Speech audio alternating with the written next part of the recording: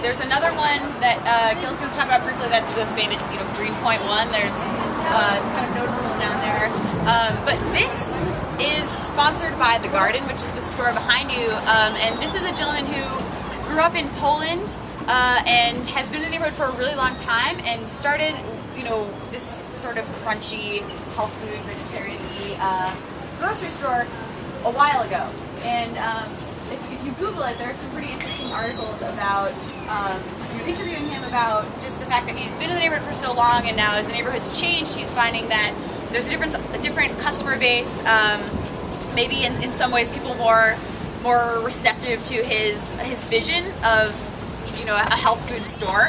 But that he's really been here for a really long time, and originally started the business here because he grew up in Poland, and this has been an area where people have come from Poland, as a first base in the United States for a long time.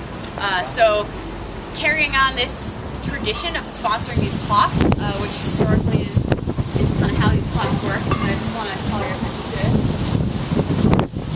So there's another clock that's much older than this one.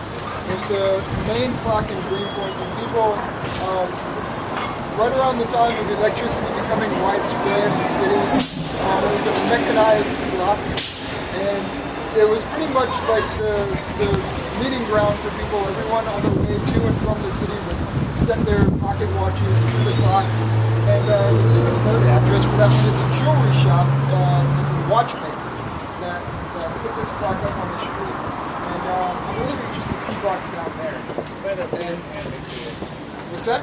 By the Peter Pan Bakery. It's by the Peter Pan Bakery for everyone that knows the neighborhood. Yeah, it's a good place. But yeah, it was a very